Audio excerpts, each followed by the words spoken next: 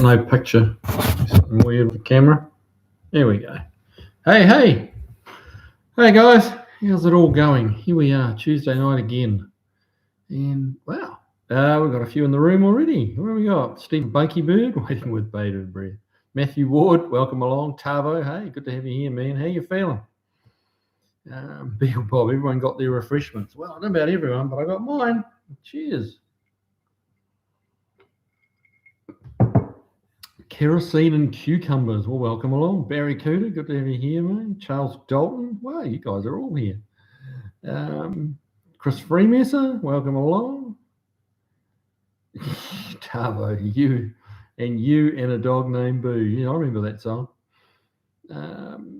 Soylent Grey. Hey, welcome along. That's not a name I recall. Is it? Hey, welcome along.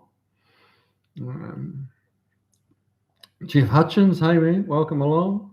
Good to see you here. Roy Miller, good to see you here, man. Wow, the room is busy already. That's cool. Unfinished Project Dart Sport. That's a long name, but we'll figure something appropriate and shorter. Just give me a few minutes. Todd Denayo, hey mate, welcome along. How's that marlin? Did you get it? Everyone's waiting. Well, I bet everyone, but there's a number of us kind of want to know how you're getting on with that. Have you got it home? I know you did email me and said you'd done the deal. So yeah, is it home? Is it where it belongs? Oh, Bear Rose Garage. Hey, welcome along, man. Haven't seen you in here for a while. Been catching a few of your videos on the little Corvair. That seems like quite a cool project. Yeah. All right, what else is happening, guys? So, Beagle Bob, I'm sipping bourbon from Moonrise Distillery from the Rabun County, Georgia. Sounds interesting. Matthew Smith, the U8T. How is the 74 F100 project? It's good. I mean, I guess technically it's a project. Really, it's the shop truck, and we kind of do maybe not the minimum, but it's it's not high on the build priority. But man, I was getting cold in that thing, so kind of something had to be done. So, but it's noticeably warmer and noticeably quieter. Even today, like I went all out and got the little rubber. The special, unique little rubber grommet where that goes through the floor for the clutch push rod, because that had all but disappeared, and it's kind of a weird one. You can't just use a regular grommet. It's a weird shaped thing. It's like $25, but I went all out, got it here, stuck that in tonight just before I came home, and it's remarkably quiet in that truck now. So yeah, now who else we got here? Cut to the Chase Man. That's a new name as well. Welcome along. Hi from the very wet Bay of Plenty, the BOP. Cool, nice area down there. Very wet though. It's meant to be summer. Man, we're going to get some snow here this weekend where I'm in my neck of the woods. They're talking about potentially up to 20 inches of snow. Now, I know there's going to be some of you guys here that go, 20 inches is nothing, but trust me, in Nashville, 20 inches is a lot of snow. And people are already losing their minds. The grocery stores are going berserk and shit's flying off the shelves.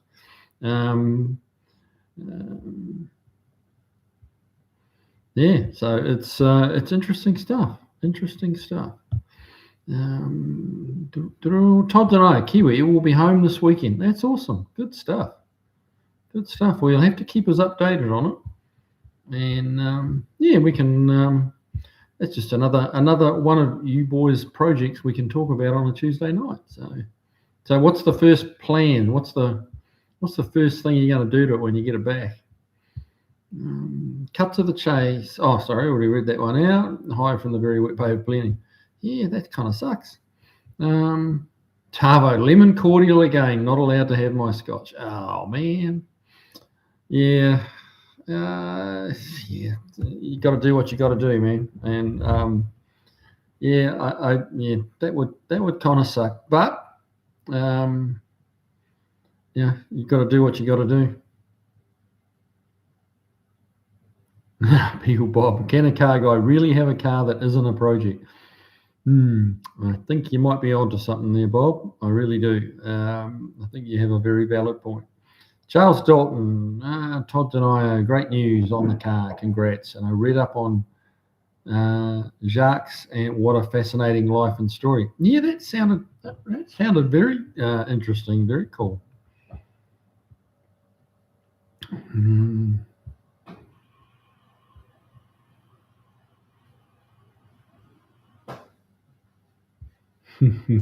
Tavo, I'm guessing that's precisely what defines the line. Yes, I think you're right, Tavo. So Todd, I have to get it home between doctor's appointment and surgery next Tuesday. Okay. So I guess we won't be seeing you here next Tuesday then, I would assume. Well, hope it all goes well, mate. Hope it's, we all wish you luck. Paul Funk, good evening, everyone. Don't forget to hit the like button. Good point. There's 27 of you in the room. We've got 18 likes. So, hit that like button. It helps me in multiple ways. So, I'd appreciate it.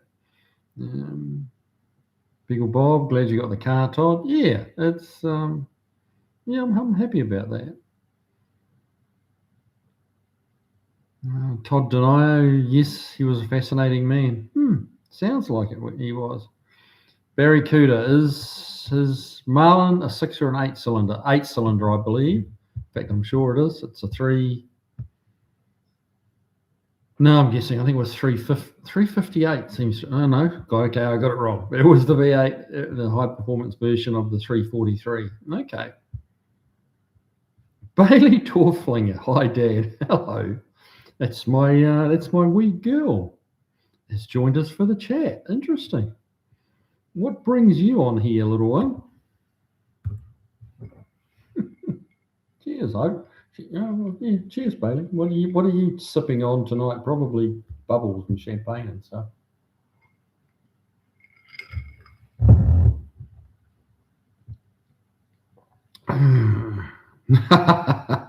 Chris Freemies, she wants to borrow the keys to the KSV.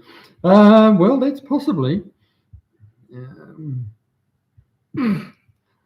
Bailey Dorflinger, making dinner. Had to see why all these folks like you so much. Well, yeah, I mean, it's a mystery to me as well. So, I get it. Yeah. Todd Denine, thank you, everyone. I'm trying to keep up with everyone, but I'm slow at typing. Yeah, I know the feeling. It's why it's easier being in the live portion of it rather than the comments. So, yeah.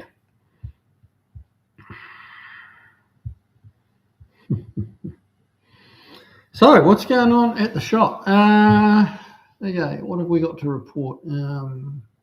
Been working away on Swiss cheese, and no points for anyone who can guess what I've been doing on Project Swiss cheese. Fixing something. Can you figure out what it is? That would be the $64 question. LVG, hey, welcome along, man. LVG, late to the show, loading the Cruiser-Matic in the truck to take it back to the builder. Oh, man, that sucks. Yeah, you thought you had it, didn't you? But, oh, well. Yep, they're fickle, these old girls. They will test you, every time.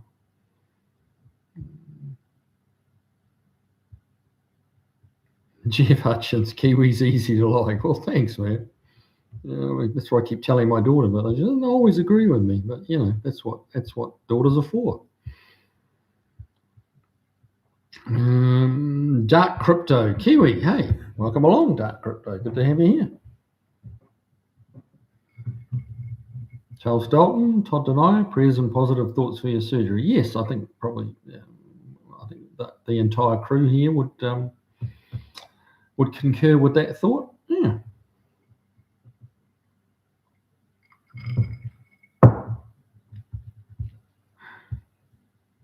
So anyway, what was I saying? Yes, what am I doing in the shop? Yeah, had a Cadillac in yesterday, but that was just a little job, just fixing the electric power seats. So all those little solenoids had frozen up on.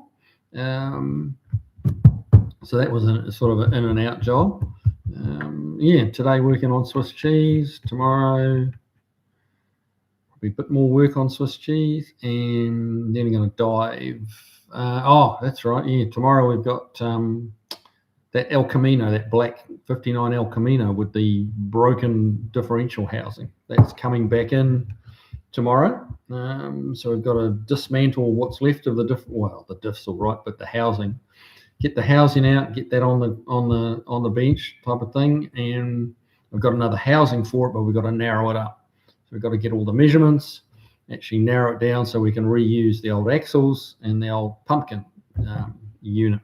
As it was a limited slip, the ratios, he's happy with the ratio in it. It's got custom axles in it. Just got to swap the hardware over and narrow it down by, I don't know how much yet, but a little bit. It's probably just a few inches because of the bigger wheels. I think it's probably been pulled in a couple of inches at most, I would say, each side. So got to get the new housing all set up and then put the jig in it.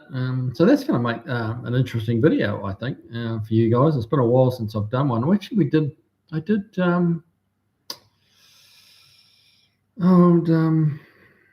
Oh my God, I've gone blank. That's bad. I've gone blank on his name. For his Skylark. Oh my Lord. Oh, I've gone absolutely. Yeah, that's old age for you, man.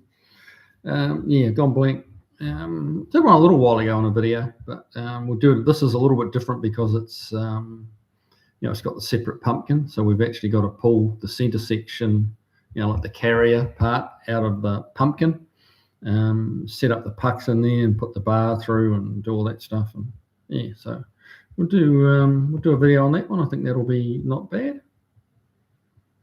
Snow Crusher, hey, welcome along. How's it going up in Canada? We're getting lots of snow down here, mate. Well, this weekend we're getting lots of snow. Everyone's running around panicking because it's going to be somewhere between 12 and 20 inches, they're saying.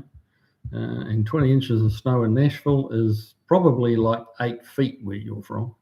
But, Me Noob 884. Hello, sir. What's going on? Well, another day in paradise. It's cold and it's getting colder. But it is winter after all. So working on cars, talking about cars, dreaming about cars, spending money on cars, and kind of that's and that's one day, and then the next day is pretty much the same. Paul Funk. Jay Leno released a video on his 54 Dodge Coronet Suburban two-door station wagon with a 241 Hemi. It's a really cool car. It sounds it. 54. Okay, I think I got a rough. I had a 55 wagon in, over a year ago now, probably 2 years. And that was a cool old wagon. Didn't have a Hemi in it, but it had a. Trying to think. Might have been a 318 or a 273 or something like that in there. I don't actually recall, but I don't remember it being a Hemi.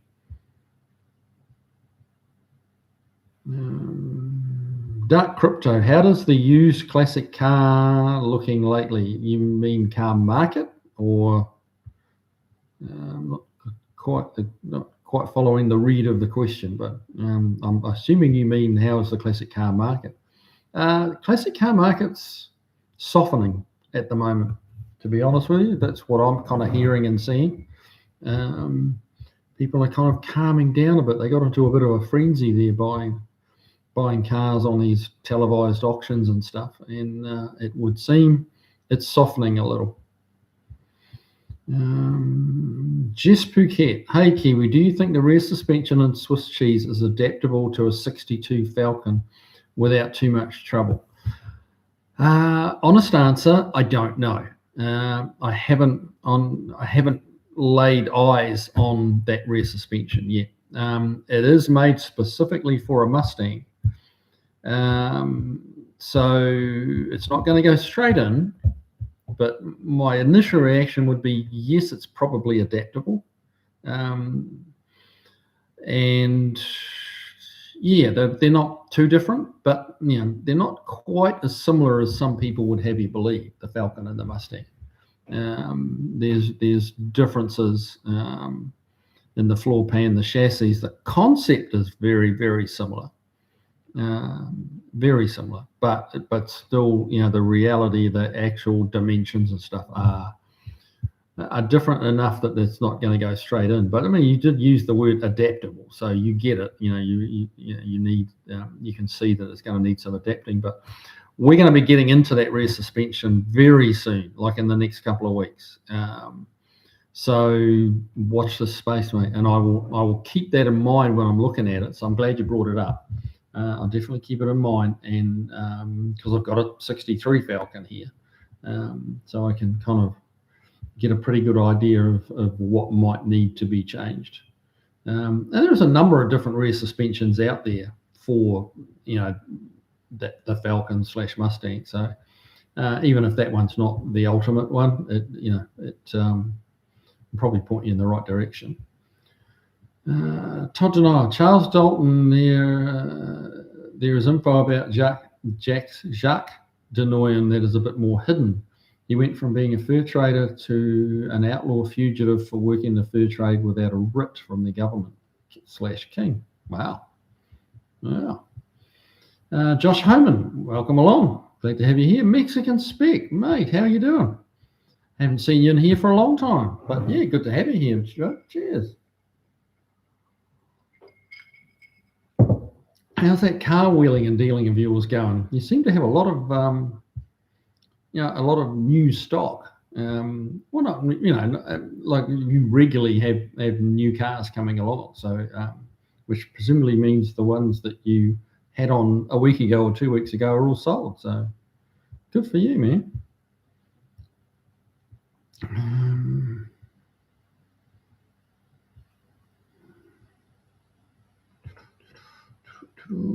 Tavo, feeling for you guys expecting snow. Oh, wow. We're forecast 45 to 46 degrees Celsius, 113 to 115 degrees Fahrenheit on the weekend. Holy moly, that's hot. Yeah. Mrs. K's eavesdropping. She just piped up. Is he in Perth? No, I don't know. You're South Australia, aren't you, bud? If I remember correctly. But you're like northern South Australia, if I've got it right. But correct me, Mrs. K's interested. Mexican Spec, Driveway of Misfits. Well, we were a little weak today, and Mrs. Spec got the same thing. Okay. Now feeling better. Okay. Oh, you've been under the weather, mate. That's no good.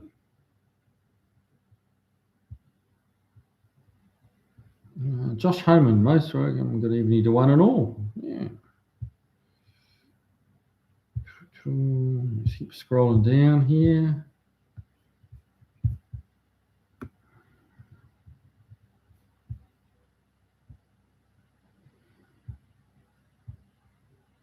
Chris Freemasser, dang, that heat is nothing to joke about. Currently minus 19 here. Wow. Celsius with wind chill. It's going to get colder. Oh, that's cold.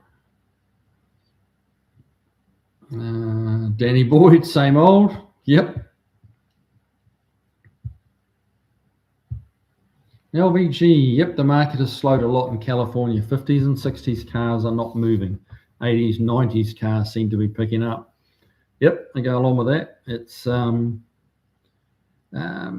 as old guys are getting older and the young guys are starting to get a bit older, and that's their past. That's the 80s and 90s is when they were, kids, and it's what, or 20 somethings and teenagers, and that's the cars they remember, and that's the cars they want today. 30 years on, that's kind of what they're looking for. 30 or 40 years on. And like us, they're kind of having a little bit of a crack at reliving the past a little. Brings back great memories.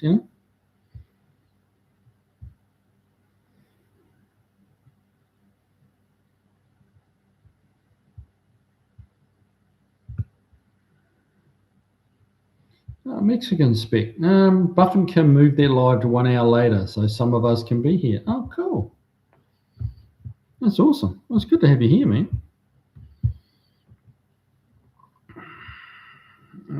Todd Denio. Jacques was later located in New York and later in Deerfield, Massachusetts, captured and brought back to Quebec in 1704 in the Deerfield Massacre. Wow.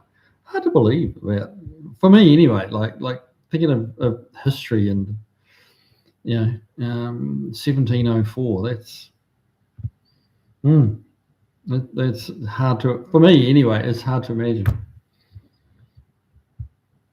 Mexican spec. I'm selling cars and trucks. We just got back from a road trip and the truck is at the shop. Okay.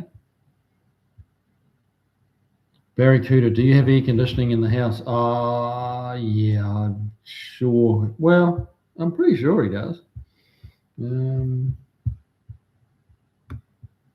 Whether it's through the whole house or not, though. So here in the States, we're pretty spoiled because most of the AC and heats, most houses, seems like to me the most houses anyway, have all the ducted, and it just blows hot or blows cold into every room in the house, and it's but often in like Aussie and New Zealand, they'll have air conditioning in certain rooms.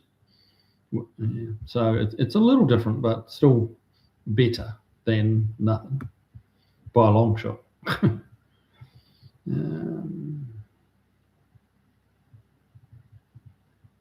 Tavo, 2 hours. I thought you were, mate. 2 hours north of Adelaide. Got a thumbs up. She likes Adelaide. I think she might have got into some trouble over in Adelaide when she was younger, but she won't tell me. So what's she gonna do? Bear Rose. When I was 11 years old, I saved up all my paper route money, $600. Wow. To buy a 53 DeSoto Fire Dome coupe, but my dad wouldn't loan me the $100 I was short on. Talked me into buying a 61 VW instead. That's a cruel and unusual punishment. Gee.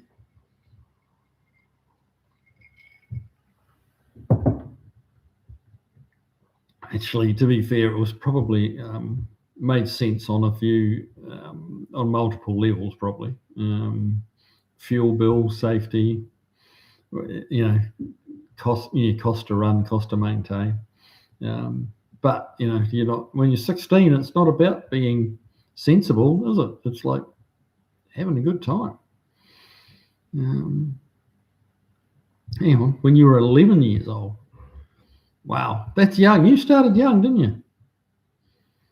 Dean Stevenson, hey, welcome along, bud. Intruder alert, half-cut Kiwi. As long as you're not talking about me and then you're talking about you. I'm not half-cut, or not yet anyway. Working on it. Pierrot's garage, to this day, he still owes me a Hemi. So he does. What Hemi would that have been? A 330, what were they, 331s, the little ones? Well, no, they made a 200 and something Hemi, didn't they?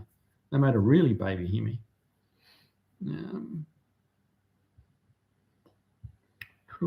Beagle Bob, those temperatures remind me of Arizona. Yeah, I will try to remember how that is when we're getting a couple of inches of ice this weekend. Yeah. Beagle Bob, are they predicting a bit of snow down your way as well? Not that you're terribly far away, but they're predicting a lot here in Nashville area.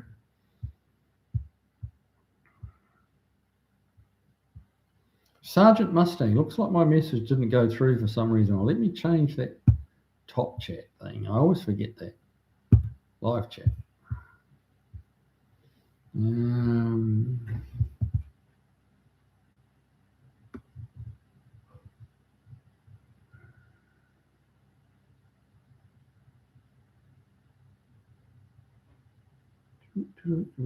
Okay. I think it did pop up lower down there, but let me just catch up here, Sergeant Mustang.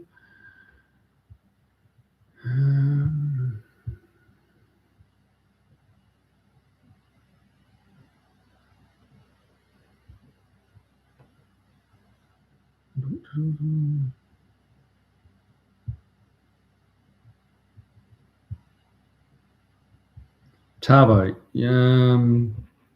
Yes, ducted swampy. Like a swamp cooler. Oh, wow. Ducted swampy. I assume that's what you mean. A swamp cooler. Now.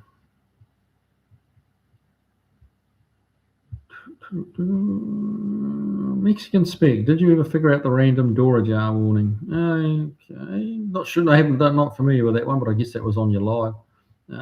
Mexican Spec didn't happen after I filled up the next time and everything reset. My buddy is replacing the speed sensor, so I hope it helps. There you go. Todd denied temperature right now is only -4. Only -4.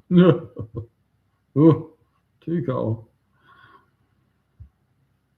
Paul Funk, we desperately need snow here in Colorado. 42 million people draw water from the Colorado, and it's becoming a desperate situation. Oh, wow.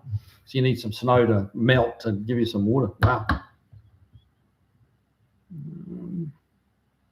Sergeant Mustang, 61 Chrysler Mastertech says to rotate inner and outer tie rods in the same direction with the clamp loose during install to take up free motion in studs sockets. Any clue what this means? That's a good question. Let me reread that. Mastertech says to rotate the inner and outer tie rods in the same direction with the clamp loose during install to take up free motion in the studs and sockets.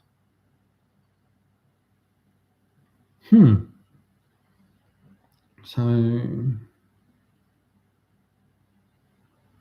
would keep them lined up. I have seen, tie rod ends where one's kind of twisted hard one way and the other one's twisted hard the other way, and then that doesn't allow them to rotate as the suspension goes through its travel. There's that, but that to take up free motion in studs and sockets. Mate, I'm really not sure what he means. I'm sorry. I'm really not sure. I'm as baffled as you are by the sound of it.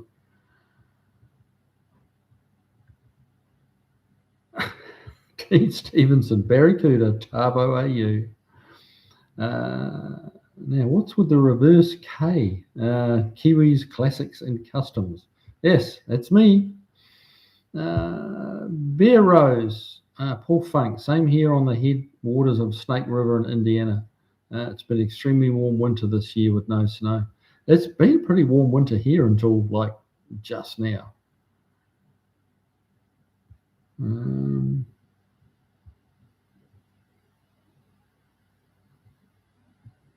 Okay. Dean Stevenson, BRG. Well, not sure what you mean, but BRG, B, right? BRB, BRG, I give up. What does that mean? Todd and I am a Kiwi. My family has been here since 1633. Wow, that's quite a family tree, man. That is quite a family tree. And you can trace them all back like that far. That's amazing.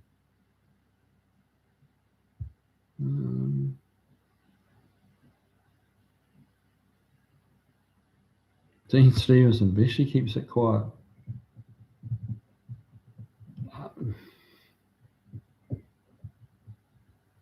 Chris Freemason, I don't talk smack about VWs. Well, as a teenager, well, he sounds like he was 11. Bear Rose was 11, but as a young lad, shall we say, wouldn't you have rather had the Fire Dome than a Volkswagen Beetle? Yeah, good cars. You can't argue that. Good cars, but yeah, not. Don't think they're not. They don't quite carry the. I guess it's all subjective, really, but they don't. To me, it doesn't seem to quite carry the kudos that a Fire Dome would have had for a young lad.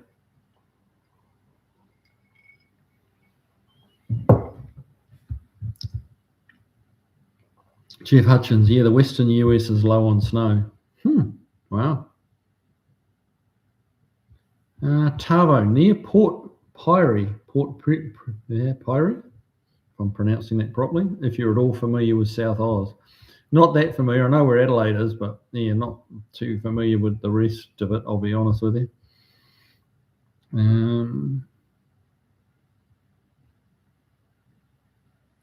Dean Stevenson, Bessie keeps it quiet. Yeah, okay. I'm not keeping up with the comments enough, so I'm getting a little bit out of now. And now I get it. I see what you're saying. Bessie keeps it quiet. Yes, I think you're probably right there, Dean. Yeah. Barracuda, when I was younger, I always wanted the temperature hot as possible. That's changed. I'm happy with 22 Celsius now. Yeah, that sounds about right.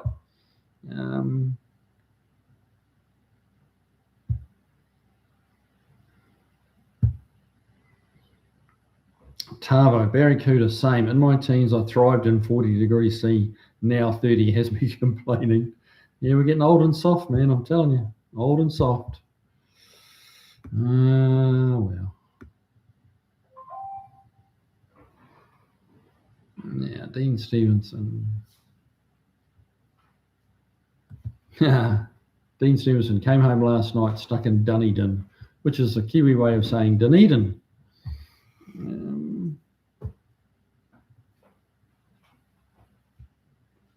Mexican spec, can't talk smack about VWs, they have me surrounded.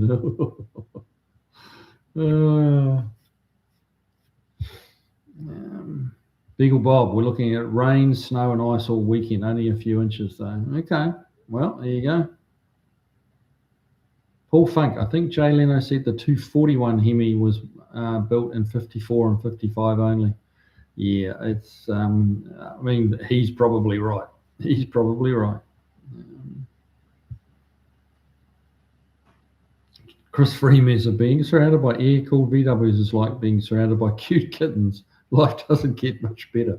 Oh dear, you got it bad, haven't you, mate? You got it bad.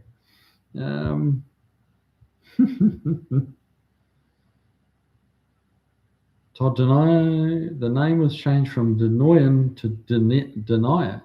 Yeah, okay, Denier in 1704 in Deerfield, Massachusetts, shortly before Jacques was captured by Roeville, who was raiding the English colonies. Wow, your ancestors were a busy group, busy bunch. The little yes, playing on the fringes by the sound of it. Tavo, big box on the roof, evaporative cooling. Okay, that's cool. I mean, it's surprisingly effective.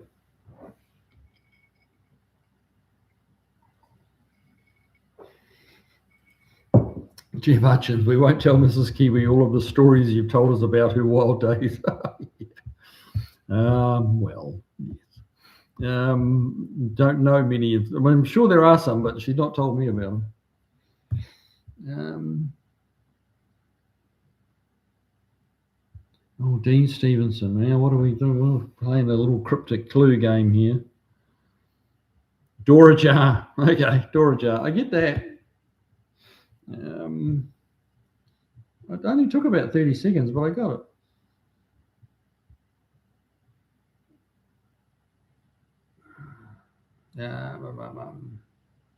Gene Stevenson, Jeff Hutchins, best keep mum about that. Yes. LBG, Bear Rose, like the story about your paper route. Yeah.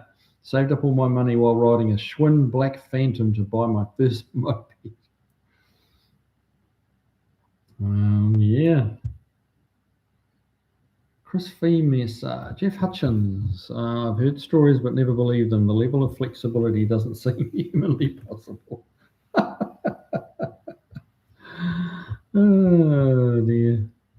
Paul Bruno's here. Welcome along, bud. Andy Nichols dropped in. Very cool.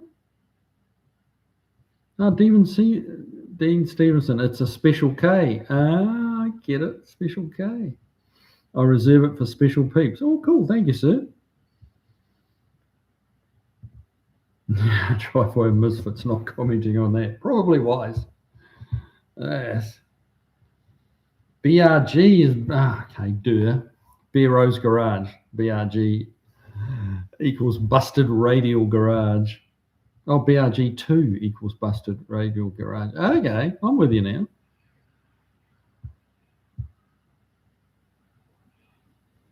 Todd Denier, Kiwi, my family has been traced back a lot earlier than 1633. Wow. That's cool, man. That's cool. Jeff Hutchins does that family tree have branches. Yes.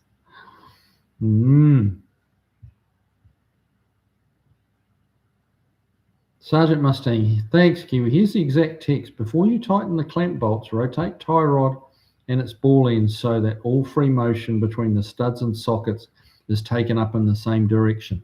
That's exactly what I was talking about. Yep. Okay, that's just, it's how you read it. Oh gosh, that just shot up the page because I hit go down too many times. Where'd it go? This will, okay, part 2 of his text. This will permit ample tie rod movement on all turns and will prevent any binding in the sockets. Yeah, so that's what I was thinking he was possibly meaning, or that's all that I could figure out to make sense from what you initially said. But when you read that, it's, yes, you loosen the sleeve at both ends, you twist both tie rods in the same direction, be it forwards or backwards, but as long as they're the same, it doesn't really matter whether it's backwards or forwards, but roll them both one way so that they're all the way the same direction. Lock the sleeve, that way you can twist it. The actual tie rod end shaft will be able to rotate, and it will be able to, like as the suspension goes through its up and down, the tie rod end doesn't twist, but the other components do, and it needs to be able to, they can't be, if you have them opposite directions, they're in a bind straight away, and then when the suspension droops or compresses, that bind will really, truly bind and cause a problem. So yes, rotate both the tie rod ends all one way, the same direction, and lock down that sleeve. You'll be golden. That's what he means. Now, sorry guys, I'm not keeping up here.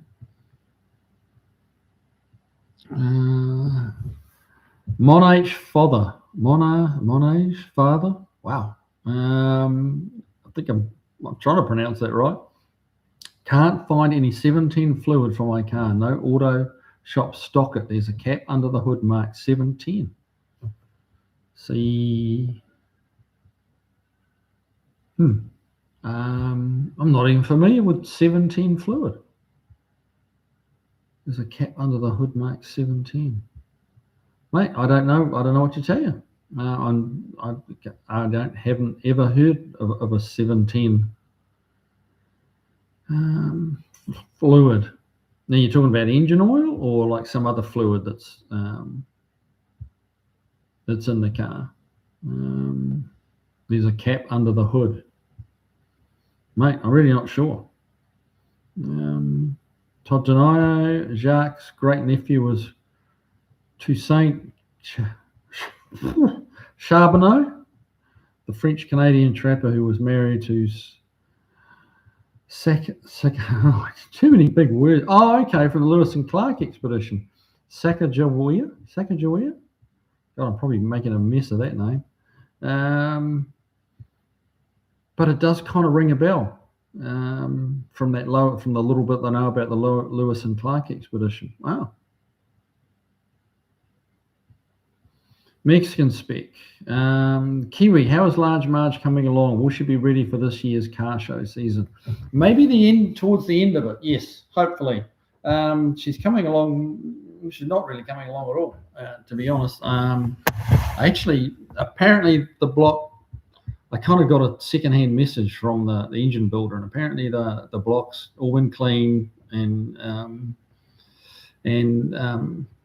crack tested. And it's all good, and they're getting ready to bore it. So, I've got we were kind of tag teaming on the phone today, and I've got to get back with him tomorrow, and we need to come up with some pistons for it. So, once that motor gets a bit closer, I'm going to have to put a bit of focus back onto Large Marge and get that engine bay back together and prepped and ready for a shiny new engine.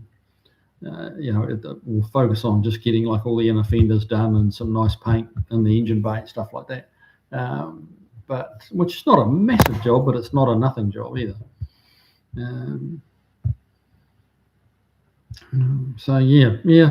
Late in the car season with a bit of luck. LVG, oh come on now, I've still got my 62 Beetle. I've had it since '84. Lots of miles in the back seat. Good grief, that sounds like a very small back seat, but yeah.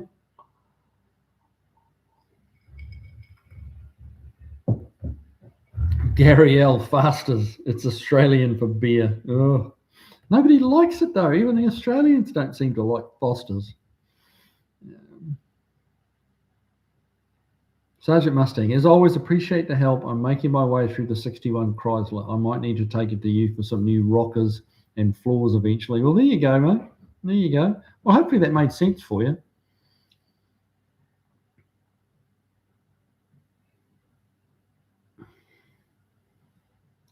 What Barracuda? What is that? Nitty nut.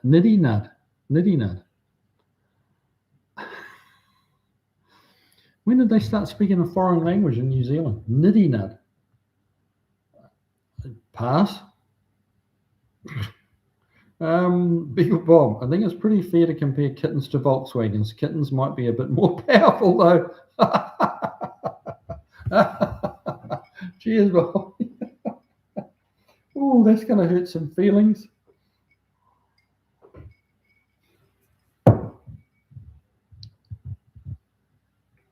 Beer Rose Garage, Kiwi. Is it true that Corvair used Corvette bucket seats? I know it's a lot easier and cheaper to find pullover upholstery vet kits than it is to have these seats totally redone. Corvair and Corvette bucket seats. I would be surprised, I'll be honest with you, but Corvairs were very much budget and a different sized car. They might have had some similarities in design possibly, but I don't think they'll be the same seats, mate. I don't really know that. I'm just theorizing. But yeah, that when you think about the side profile or the size of the cab, the interior on a Corvair compared to a Corvette, very different creatures. So I'd be surprised if the seats interchange. You'll have to let me know. I'm sure you're going to find out.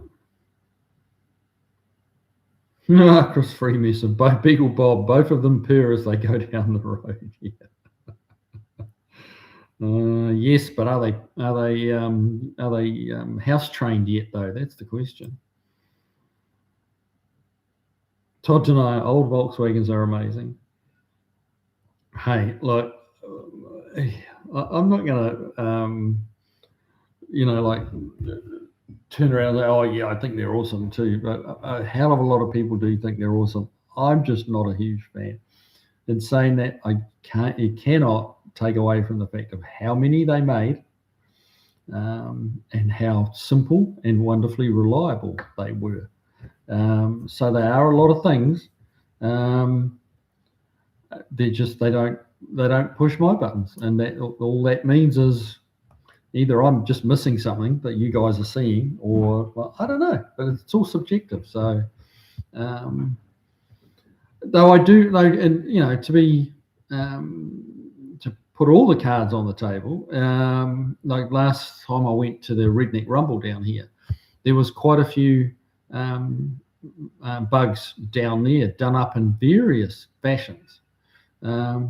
And a couple of them actually did kind of look cool, even to me, though I was a little surprised myself. But yeah, so maybe the views are changing a little, softening. But yeah, like I've never denied how good they are. They are good. That's why they made so many, and that's why so many people still love them. So, you just have to. Even if you don't like them, you have to accept that. It's not that I don't like them; they just don't float my boat.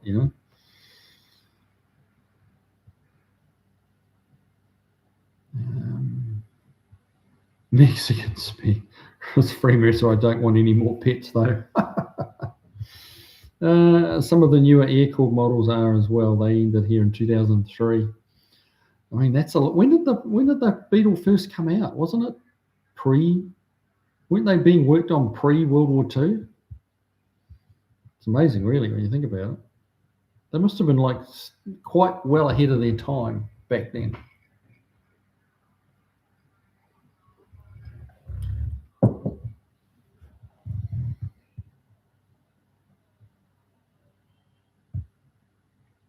Dean Stevenson, best way to say it, incidentally. Barracuda, my name is Nos, Nosnavets, Andrew, Nay. Oh, jeez. Okay. Okay, I think it makes sense. Chris Freeman, Dean Stevenson, are you aware that regular Ks and backwards Ks have special meanings in the game of baseball? I know. I'm not sure whether Dean did, but I know I didn't. Buff Del Campo, hello, mate. Welcome along, man. Good to have you here. That's awesome. Now, whoop.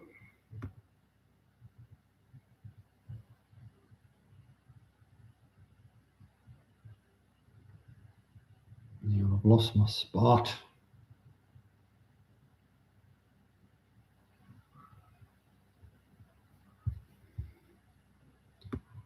Yeah, there we go. Found them again. Buff Del Campo. Well, you decided to come and slum it over here at Kiwi's place, did you, mate?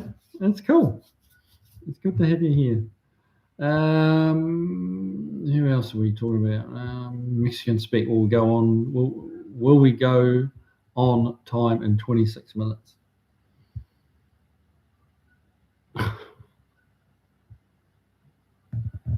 Dave, 8334. Is there any boomer who never owned a VW Bug? Well, I think I fall into the boomer category, and I have to tell you, no, I never owned a VW Bug. I owned a lot of different cars. Never a Bug.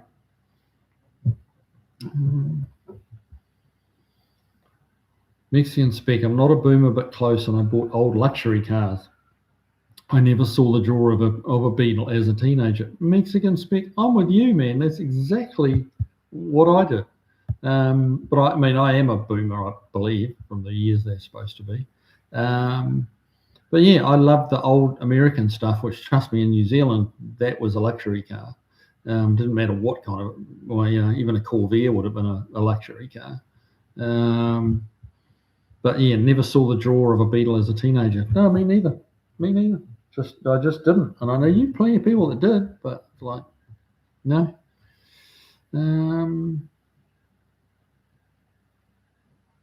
Dave 8334, cheap to buy and cheap to run. Yeah, which makes them a good car. But I mean, gosh, I had a Hillman Imp,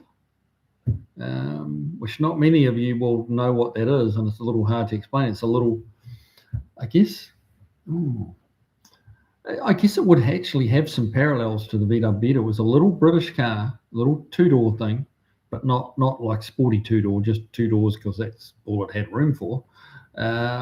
And rear engine with a four-cylinder transaxle, not unlike a VW, really, I don't think. You know, that same swing axle setup that the Beetle had. And yeah, but it was a water-cooled four-banger that kind of leaned over like a slant four. Neat little car, very, very tail-happy. But yeah, neat little car, but I mean, and cheap to run. So yeah, maybe that was as close as I got to a VW Beetle. Buff Del Campo, I'm getting ready. I stopped to say hi because we're usually overlapping, Kiwi. Yeah, well, nice of you to drop in, man. That's really cool. Appreciate it.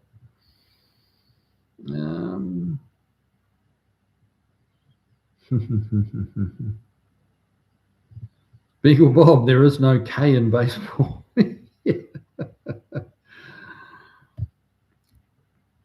Mexican Spec, I know. Before they could get good, the later models here had disc brakes and fuel injection on a standard Beetle. Yeah, they really kept them going, didn't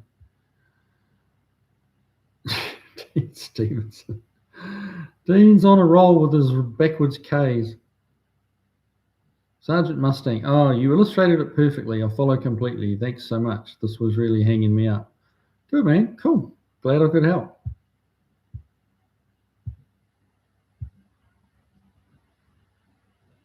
Monarch father. 17 equals all. Well, I kind of figured that's what you were talking about. But honestly, I haven't heard of it before. 17 all. I mean, honestly, probably Google's your friend. My guess would be that the 710 has been replaced by a different weight of oil, probably just phased out, and something else, was substituted for it. That was as close as possible, if not the same. I would, yeah, I'd be Googling that. See what you can come up with.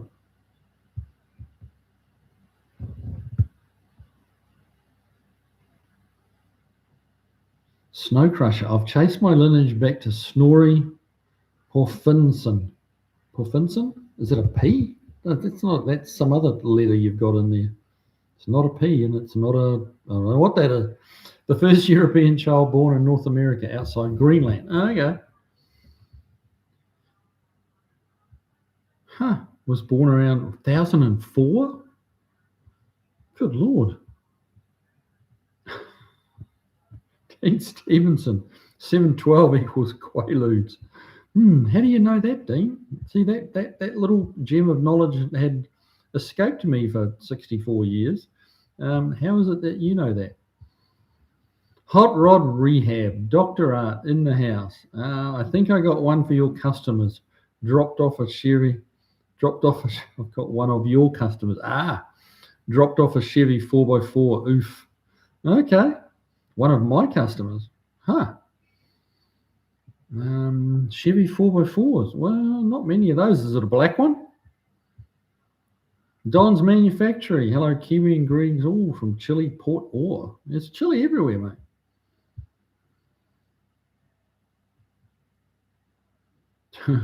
Gary L F8M. Fake, mate. Fake. Don't know what that. How you say that one? Time and temperature check there in Australia, mate. Yeah. Okay. Depends what part of Australia you're in, doesn't it? Dave 8334. After the boat, I moved up to an Impala LTD Catalina and other various boats. Yeah, that's more my style. Yeah.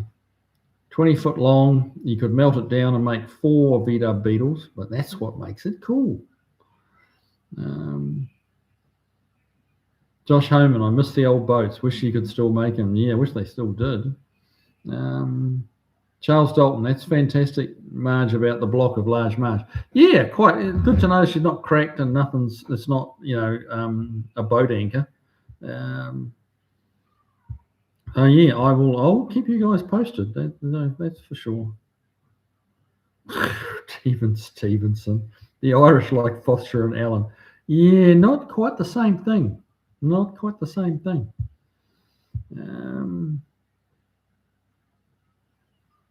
Dunedin spelt. Oh, it is too. Good Lord.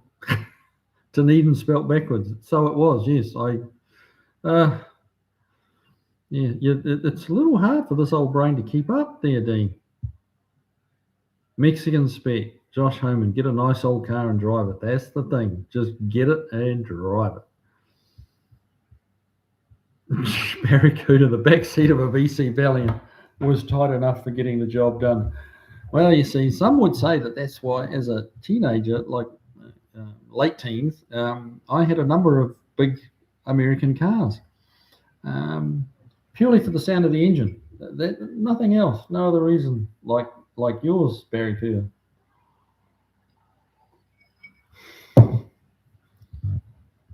Man, what else did I have back then as a late teenager? I had a 67 Thunderbird, suicide doors. That was a big car. I had a 66, that was more in my 20s, I think. Early or around 20, I had a 66 Buick Electra, 2-door hardtop. That's one of the biggest 2-door hardtop cars you'll ever see. They're huge. Yeah, I had a number of big boats. Just liked them, just loved them. Dean Stevenson, front IFS used some Corvair parts on the Corvette in the 60s. Oh, really? Okay, didn't know that. Mopar Man 78, howdy fellow car nuts. Well, we all are a bunch of nuts here. Some of us are a little nuttier than others, but hey.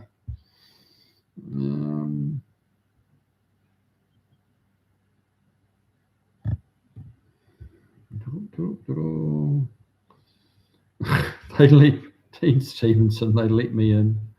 M78. What else have we got? LVG. Oh, come on now. I got 40 horsepower of Fury in the back and my 6-volt EW headlights are like candles in the dark.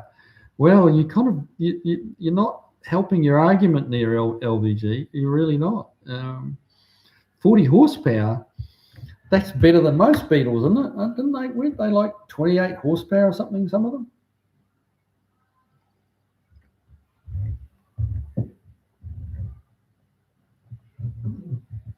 Mexican spec driveway of Mr. Chris Freeman. I saw somewhere the Beetle engine sells for $2,500 US. Is that even possible? Don't know. Andy Nickel had a few bugs, but they didn't last long. Oh yeah, everyone else is saying how reliable they are. You must have been a little hard on them, mate. I had a '73 Super Beetle that I restored, and the mechanic where I worked then rebuilt the engine. It was a nice car. Sold it when I got my S10. There you go. Cool. It seems the Volkswagens were very popular in the States, which is kind of surprising, I'll be honest with you, given that, what the cars the American automakers were making. It's surprising how popular the Bug seems to have been, and the microbus for that matter.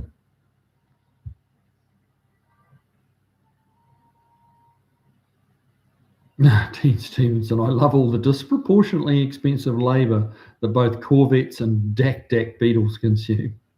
Well, the Corvettes certainly are hard work. They're everything about working on them is difficult, unless you get a really early one. They were sort of still simple then.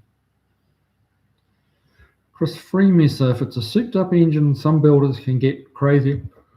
Excuse me, crazy power out of them. Yes, they are making good horsepower, some of those VW engines. So the technology's come a long way. Todd Denoyo, with my back trouble, I can't ride in small cars. I need comfort, smooth and soft ride quality. Well, that Marlin should deliver that, man. Should deliver that. Granddad's junk. Hey, welcome along, man. I think we missed you here last week, didn't we? Yeah, we were figuring you must have had a good excuse.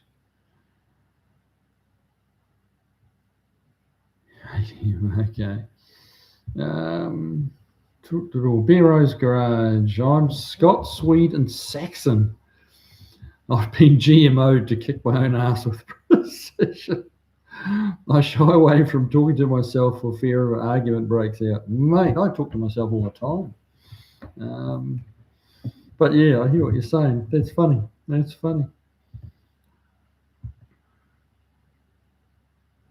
Dean Stevenson, they might be able to be sold off to the aliens for profit, Todd. A lot of them about after last night's solar flares. Mexican spec. Kiwi hippies were everywhere in the late 60s and they bought air-cooled VWs. Yeah, that's true. It was a hippie thing, wasn't it? Yeah. I've seen that. Yeah, I have seen that. Gary L. Driveway minus 15 degrees. Windy, freezing here, colder than a Jenna Kardashian girl to an Irish white guy.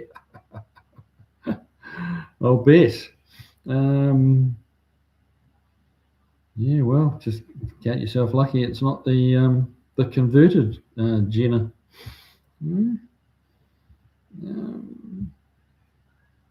Bero's Garage, Chris Freeman said, and they used to be ultra cheap. And with that little horsepower, the small changes felt like huge gains. Well, true enough.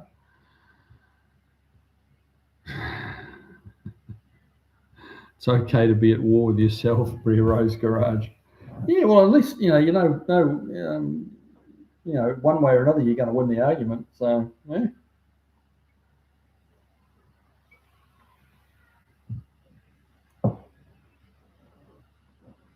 Mopar Man, Saxton, the Eagle has landed. Greatest song, especially the intro. Okay. Let's look at that. I'm not familiar with the song. Barracuda, cold as vampire's demeanor. There you go. Mexican spec, super low price helped on it. Used air-cooled VW at the time. Yeah, well, they were, from all accounts, very, very cheap to buy. So cheap is good. Most of it. Well, sometimes. Andy Nickel, Beetles don't tend to survive impact with a tree. LOL. We didn't bother with making them dune buggies. We just drove off-road as is. They were popular. I'm not sure how I think the dune buggy thing was pretty big here, wasn't it, back in the day? But it was popular in New Zealand too. There's a lot of dune buggies. I remember a race guy, a guy called Rod Millen, who spent a lot of time rallying here and hill climbing here in the States. He was big at Pikes Peak and did a lot of rallying here. That he had him and his brother had a V6 powered dune buggy, and they flipped the transaxle forward, and the V6 was actually in front of the rear axle. Yeah, that was, gosh, I remember seeing one of those racing around Pukekohe. Not one of that particular beach buggy with the V6 in it racing around Pukekohe racetrack as a kid. So a long time ago. Chris Freemasser, in modern money, a 70 Beetle sold for the equivalent of 13,000. Easy to see why they sold so many. Oh, like 13 when they were new, right? Dean Stevenson, Claxons equals gravity's rainbow. Rhymes with Saxons. LBG, I put a Judson supercharger on my last 40 horsepower. Top speed went from 65 to 90. Nothing like going 90 with tiny brakes. Ooh.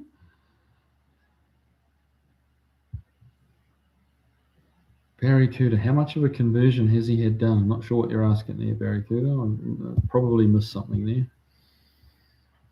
Sergeant Mustang, here's another tie rod question. Should I equalize the number of threads engaged into either side of the clamp? Any particular method for measuring the length of the tie rod you use? No, you don't need to equalize the number of threads. You want them there or thereabouts, because you don't want like one way in and one way out and only a few threads holding it in. So I'd typically, just eyeball. I wouldn't get a tape measure out or a caliper or anything like that. I just kind of look at them and go, yeah, that's about the middle, and that you're good to go. It's not that critical because, typically there's a fair bit of thread inside the sleeve or the clamp. Any particular method used for measuring the length of the tie rod you use? They should really be measured from the center line of the pin, so to speak, and the swivel part, the center line of that, obviously to where the to the end of it, and that's how I do it. Mexican spec, Adio, so Mex is ditching us for buffed El Campo, but he actually has a real job there. So he's a moderator. So that's all right. Thanks for joining us, Mexican spec. It was good to have you here, man. Vilefly's in the house, clings to an LCD display and fusses with it. You got that FLIR thing going yet, mate? Granddad's junk. Take it easy, Mixie. Yep. Dean Stevenson, pretty fly for a techno guy. Oh, dear. Vilefly, Judson supercharger. Haven't heard of that in a while. No. I mean, I've heard of it. Never seen one in real life. But yeah, not something that I've even heard come up in conversation for a very long time.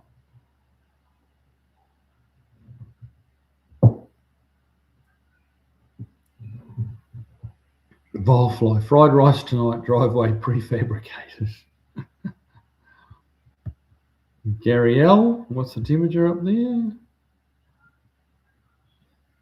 BRG in the Sanrail wood now. You see a lot of guys using the VW Vanagon trans with the mid-mounted LS. Okay, Vanagon.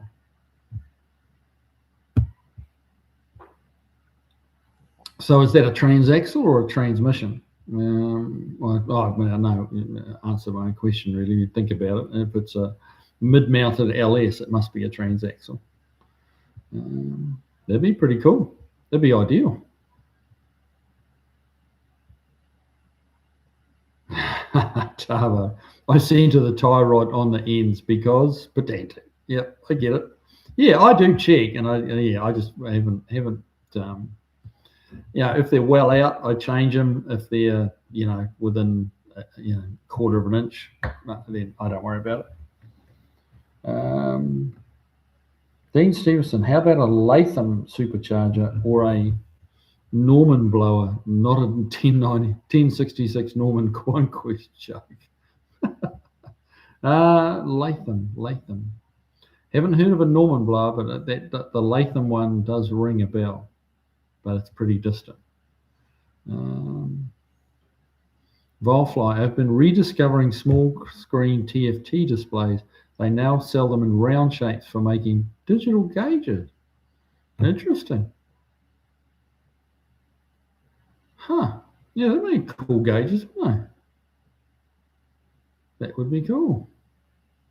Yeah, imagine you can have an all pressure gauge that if it got too low, it could just convert to a little moving picture of an exploding engine.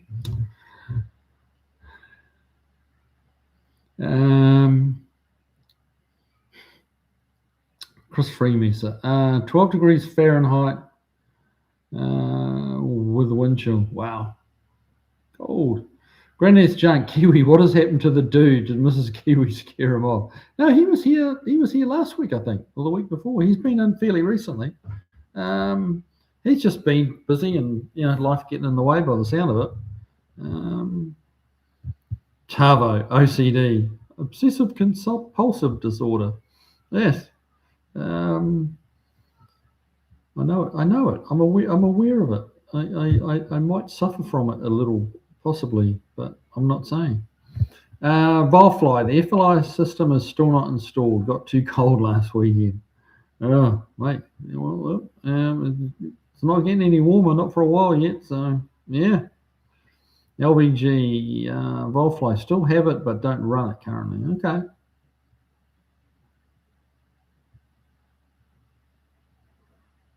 There's junk. Tavo, you feeling any better?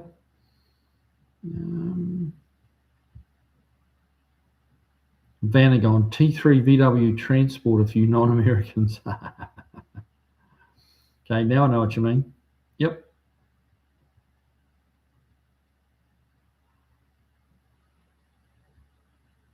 Volfly, the Judson supercharger required a rebuild every 20,000 miles, if I recall correctly. Yeah. Dean Stevenson, Lilliputian screens, Mr. Mac. There you go. Todd Denio, an old 60s or 70s Judson electronic magneto for cars. Wow. That's probably a desirable little toy. Jeff Hutchins, a friend came in the shop, had to BS for a little while. Fair enough, that's okay.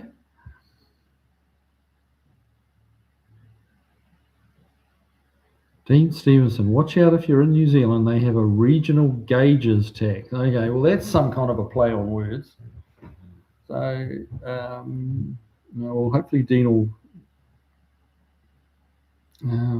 come back and kind of enlighten us on what he's talking about there. Regional gauges tax. I can only imagine. Volfly, yep, Dean, they are neat. Learning to program them for a custom fix on the wagon. The center fluorescent display failed. Looking to improve on it. Oh, yeah.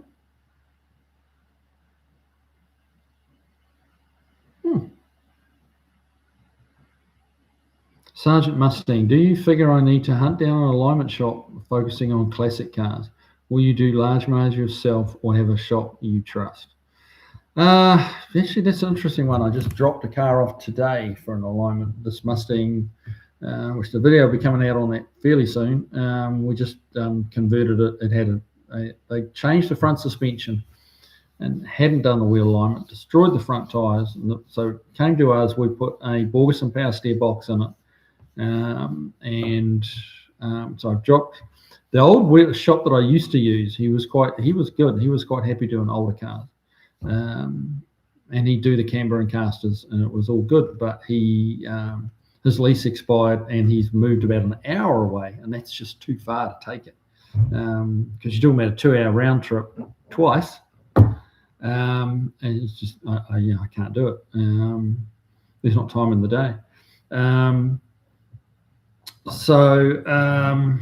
I tried a few places local, and the most common answer I got was because they're all computer. Well, not all, but most seem to be computerized wheel alignment machines, and they don't go back to like 65 Mustangs. And then when you throw in the fact that it's modified, modified as in, suspension's been updated, they apparently, so they're telling me, they don't. I'm not convinced it can't be done, but I think they're just not interested in doing it. They're saying that the computer won't let them do it. It doesn't have the specs for it. They can't go in and customize the specs, which I find hard to believe. I would have thought they'd be able to just go in there and like not have a setting and just put the gauges on, the sender units onto the wheels and see what it is.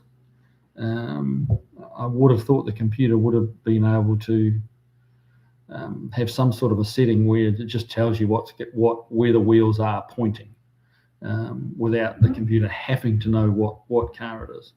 But they're telling me it doesn't. But I did find a place nearby who's expensive, but promised me they can handle it. They can change this Mustang.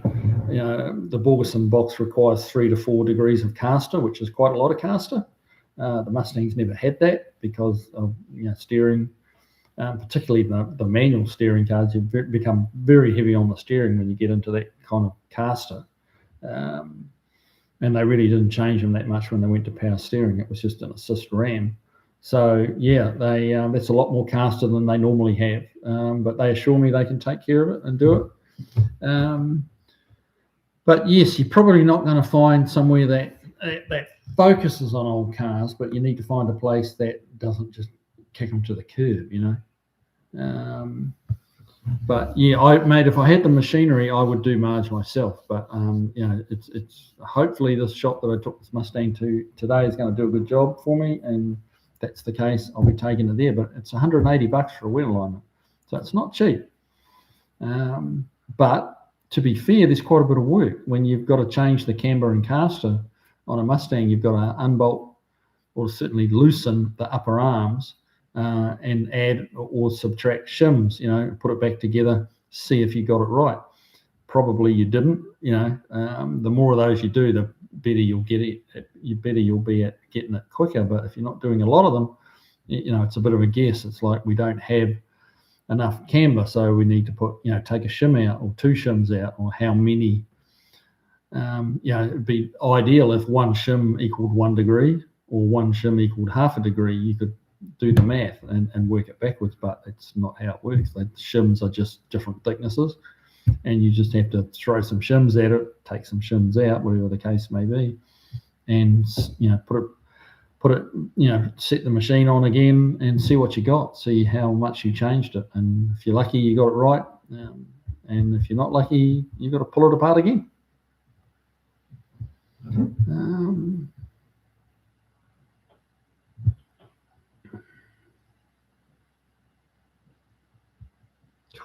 Where are we up to?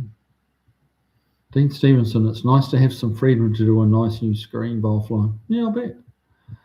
Sergeant Mustang, I'm a bit skeptical with Mopars having our torsion bars and all that. Yep. Well, the torsion bars are, the specs, the factory specs are set with the torsion bars wound up to a fairly high ride height.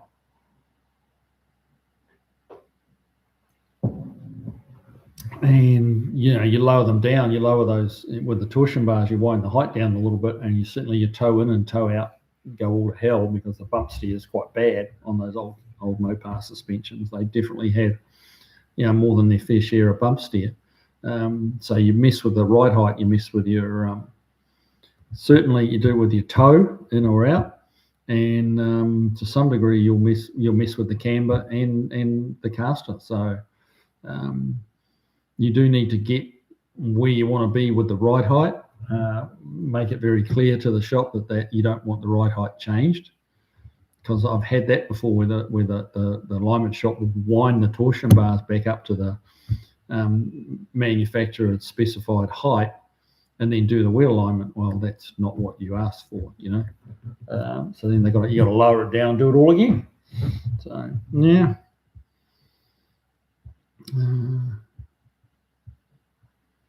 Barrow's Garage, BRG. The St. Anthony sand dunes are about an hour north of me, over 10,000 acres of Sahara-style dunes. Wow. I spent nearly every weekend out there in the 80s with my Mazda rotary rail. Wow. That's very cool. Rotary, yeah. I played with a few rotaries in my day, but had some Bridgeported 12As and stuff like that. Yeah. Cool little engine. Dean Stevenson, it's a great thing, Sergeant Mustangs. Apply a Mopar K member and an MCAR transverse torsion bar IFS to your Fox Mustang. Okay. Why? Okay, Dean, educate me. Why would you want to put Mopar suspension into your Fox body Mustang?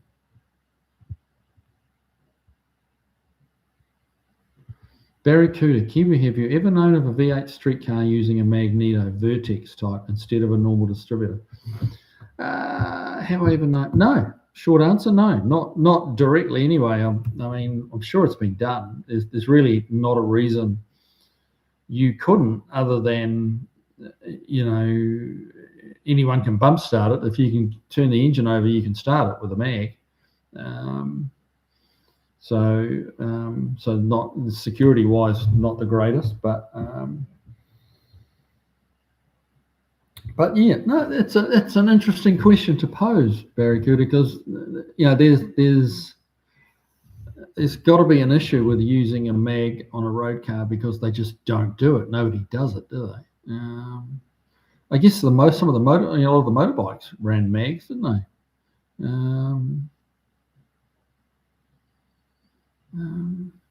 But yeah, I wonder I'm really not sure what the drawback is of a Magneto and why they didn't, they always went, for decades and, hundreds of years, probably almost, or 800 odd years, they went with, points and condenser rather than a Magneto. But I'm not sure whether it's the cost or there's some inherent issue with the mag. But no, I've not personally known of any streetcar using a Magneto. So there you go. Snow Crusher, minus 34 degrees Fahrenheit for overnight temps, minus 22. Ouch. For daytime. Highs forecast. Wow. No more snow when it's that cold, though. Okay.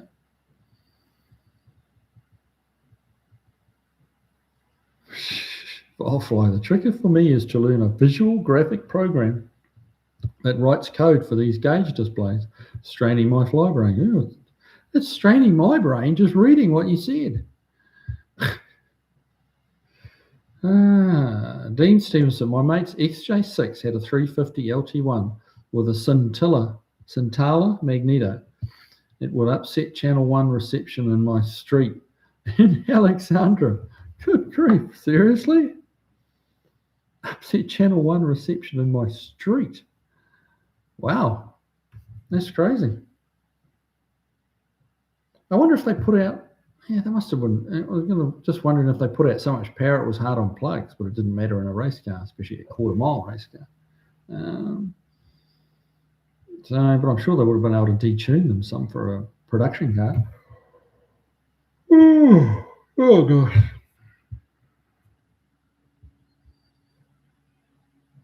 Tom Denio, Sergeant Mustang, Mopar had torsion bar since 57. Packard had it even earlier, and so I think did Hudson. Okay. Huh. Yeah, it's been around a while. Tavo, over spirit level, tape measure, and patience, wheel alignments, home style. Yeah, I've done that. I've done that before in the on the rally cars.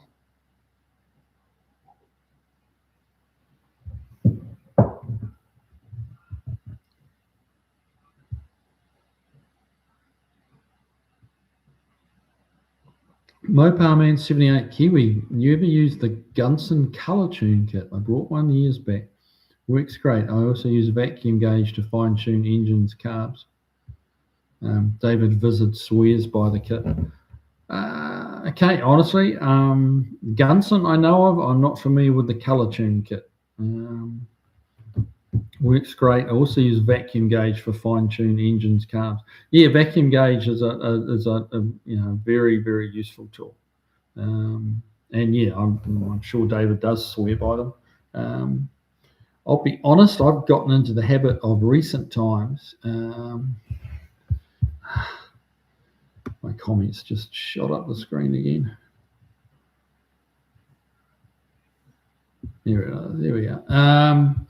Yeah, with my digital timing light, that tells me the RPMs like very accurately. And I like to set the air mixtures on most of the cars I tune now, just by the RPMs.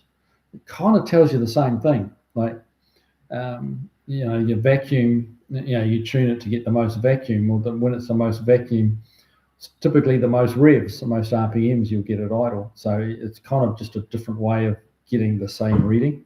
But you can pick up 10, 20 RPM change, on your mixture screws with the digital timing light. So I tend to do that now because you've got it there. It's already hooked to the engine. You don't have to go and do anything else. It's just you've got it. You can't set the timing without it. Like you can't set the timing with the vacuum gauge, but I found you can set the carburetors with the timing light. So yeah, just an evolution. Jeff Hutchins, I'll bet you're 100% right about the alignment shops. Yeah. Todd, torsion bars not tension. Yeah, we knew what you meant, mate. Not a problem. Charles Dalton, have a good day. I'll see you next week. Hey, thanks for dropping in, Chuck. Good to have you here, man.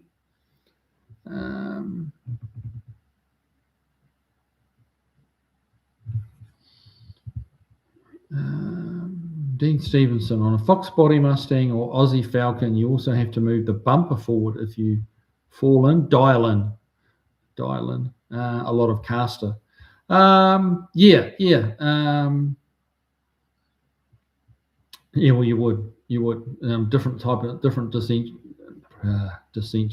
suspension, different suspension design. Yeah, you're pulling that lower arm forward to get your caster. So on the early Mustangs, you can actually move the upper arm backwards. That's because those forward control arms, tie bars, they're sometimes called, that go up to the front of the chassis rail from the outer lower suspension. On the early Mustangs, though, they're non-adjustable. All the adjustments in the top arm.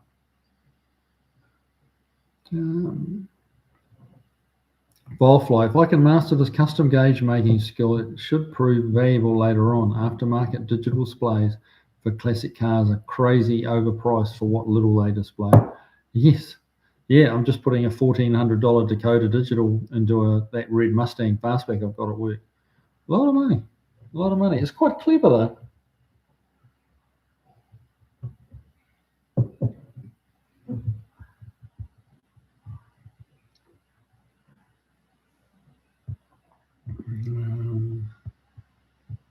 Todd Denial, Volfly, it would prove valuable right away. A lot of people would order them from you. Yeah, no, that would, if you can do that, that would be, I think that could be quite advantageous for you.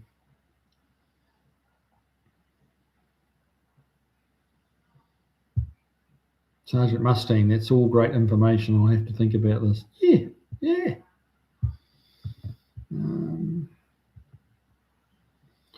Dean Stevenson, my schoolmate Jennifer's dad had it. Great Sebring Orange Series 2 Jaguar.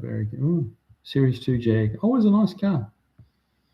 LVG, he's bailing on us too. Half an hour early. Goodness me. Thanks for joining us, mate. You have a good week, and we'll see you next week. Steve Sadusky, hey, welcome along, bud. They say I need a prescription from a doctor for my disability. I have ACD and another car disorder. Do you think Dr. R can write me a prescription? I would say he almost definitely could. Will it work? That's a completely different question.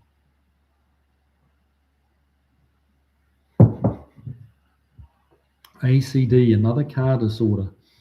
Yeah, well, let's hope Mrs. Kiwi doesn't read the comments this far down, because yeah, I'll be hearing all about that.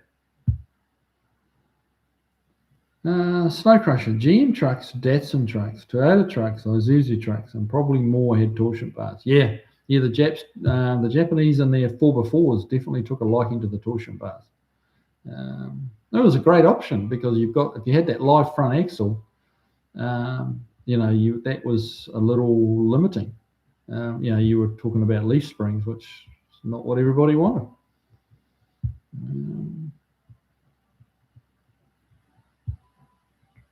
Snow Crusher, oh, no, just read that one. Hang on, let me scroll down here. Volfly, just need to find more time to play with all this new tech. Yes, I know the feeling. Yes, well, when you find a good supply of spare time, please let me know where you got it because I need a whole bunch of it. Beero's Garage. On our straight axle setups with power steering, would go as far as 8 to 10 degrees caster. Wow. They're extremely stable at higher speeds, and with that heavy of a caster, they handle like a go-kart. Yeah, that's a lot. 8 to 10 degrees, that's a lot. They'd self-center like a mother, wouldn't they? You let go of that steering wheel, they'll straighten up, they'll snap back with that level of caster. Which that'd be fine for a quarter mile car. Just let go of the wheel and it's going to steer itself straight as long as it started going the right direction. But yes, with that amount of caster, you would definitely have needed power steering. Steering gets heavy, man. It's kind of fun going from lock to lock when you've got a lot of caster like that. You really see the front of the car going up and down as you go from lock to lock. Because of the way the wheels, instead of the wheel, how can I do this? Instead of the wheel going like that, it's like leaning back and rocking, and it actually lifts the car over the wheel. If that makes sense. My hand signals aren't very good, but yeah, it. You get tremendous amount of self-centering steering, but the weight goes up with it. Dean Stevenson, Fox body with FMJ Mopar crossmember and transverse torsion bars, so you can remove the spring towers for proper big V8. Okay, that makes sense. I gotcha. Yeah, that would leave you a lot of room, wouldn't it? Yeah. Not a bad idea. Not a bad idea.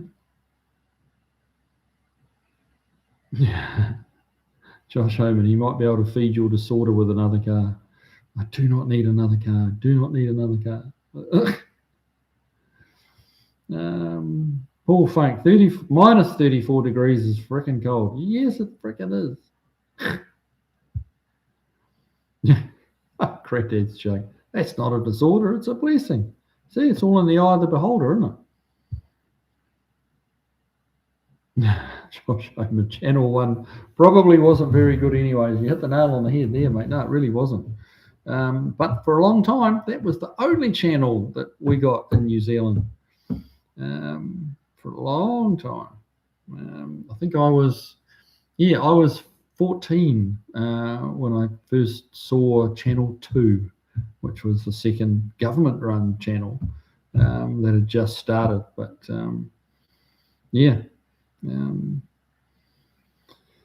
Channel 1 was like very English kind of based programming, very sort of stiff upper lip, as it were, very straight, very formal. And Channel 1 was like the old people's channel.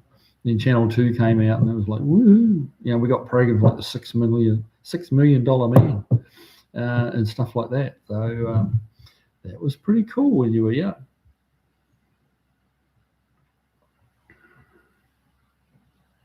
Dean Stevenson, Magneto, they upset radio reception with okay. Shut up the page again. Hang on. Here we go. Here we go.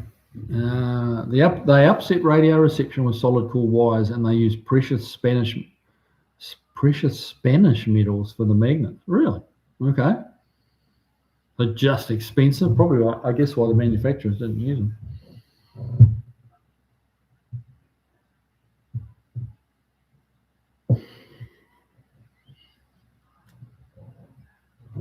Vilefly, minus 34 is science experimentation weather. How fast can I do ice sculpture experiments? Good Lord. Yeah, some truth to that. Granddad's junk at 34, you need a fridge to keep things warm. Yes, exactly right. Exactly right. Yeah, in winter here, it's often warmer outside than it is in our fridge. I've commented about that before. Yeah. Okay, Dean Simonson, the primary precious metal used in a vertex magneto is platinum, silver, insulation, and sometimes rare earths. Wow, okay, didn't know that. Mopar Man, the Gunset Colour Tune Kit uses a partial see-through spark plug, so you can see the colour of the flame and then adjust the mixture screws to get the proper flame. Proper flame colour equals best fuel mixture. That's really interesting. That's really interesting. Yeah. Gosh, there's a few engines that would. I guess you only have to measure one. You only have to do it on one cylinder, don't you? Big pointless doing it. You wouldn't really need to do it on all of them, or more than one, really. But yeah, put it on an easy to access spark plug. There's always one on the V8. Interesting. It's interesting information. Dino, UHF, sorry, Channel 1 from the Old Man Range in Alexandra. Gosh, UHF, Channel 1. Okay, different channel. I was talking about TV1. I'm rambling. Yeah. Brad Hudson, just a guess, but maybe a magneto ignition causes radio. You picked up on that, did you, Brad? Well done. Very sharp. Todd Denier, 34 is the perfect temp for a cool light display. After dark, bring a cup of or small pan of water to a boil. Take it outside with a yard or street light in the background. Fling water in the air, fireworks. Really? At minus 34. Huh. That's crazy. Chris Freemus, I need to bail early too. Been a long day and running on fumes. See you all next Tuesday. Made him a little bit like that myself. Yeah, work just seems to get tougher and tougher.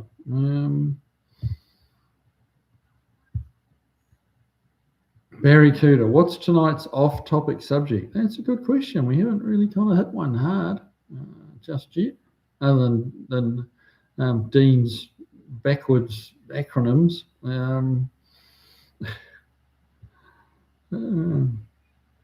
And Granddad's bailing out as well. Granddad's junk. Catch you later on. Good, yeah, good to have you here, both of you guys. So yeah, we'll see you next Tuesday, I'm sure.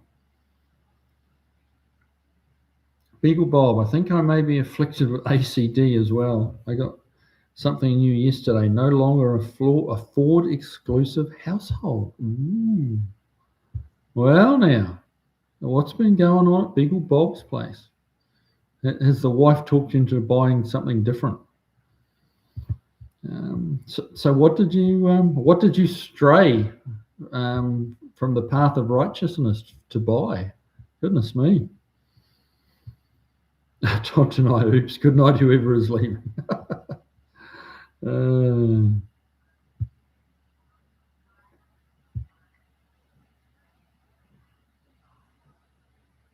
Jeff Hutchins, my carburetor tuning is slapping on an Edelbrock 600, screwdrivering the idle and hoping for the best. There you go. If it runs, it's tuned good, right? Something to be said for that. Fred Gomez, hey, welcome along, bud. Good to have you here.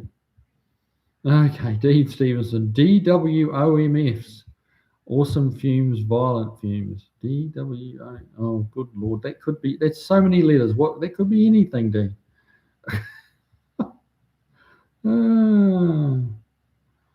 Granddad's junk. Todd, what happened with the guy coming to see your parts? Yeah. Well, that's a pretty personal question, Granddad. Just saying.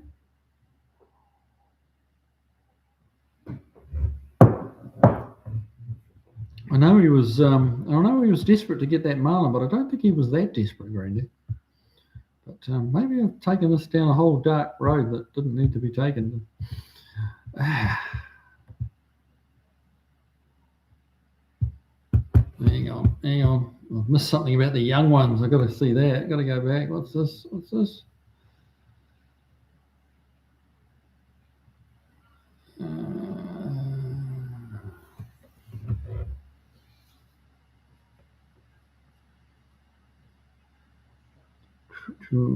Ford guys and FJM haters don't think Mopar transverse torsions are a great idea.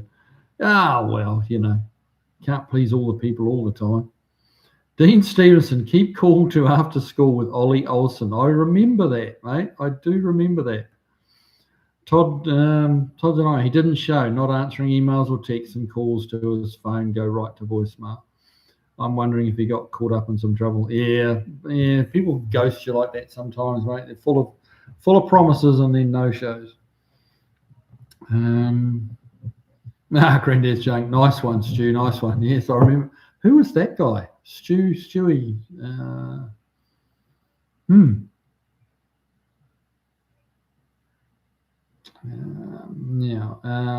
Jeff Hutchins, glad you got the marlin. Good luck on your surgery. I'll be the 97th person to say so. There you go. Can't have too many people wishing you good luck. So that's awesome. Volfly, the $6 million man. Best intro of any show I've ever seen. It was a good intro. You're absolutely right.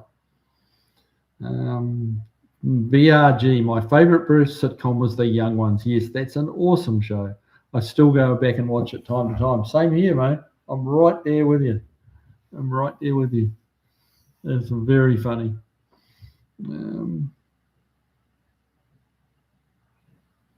Jeff Hutchins, I've been hunting a few times where you put stuff in the coolers to keep them from freezing. Holy moly, you wouldn't catch me out hunting in that weather. People die in that shit. Get a bit lost and you're screwed. David Tyree, $6 Million Man was on Channel 1. I know because we couldn't get Channel 2. That's interesting.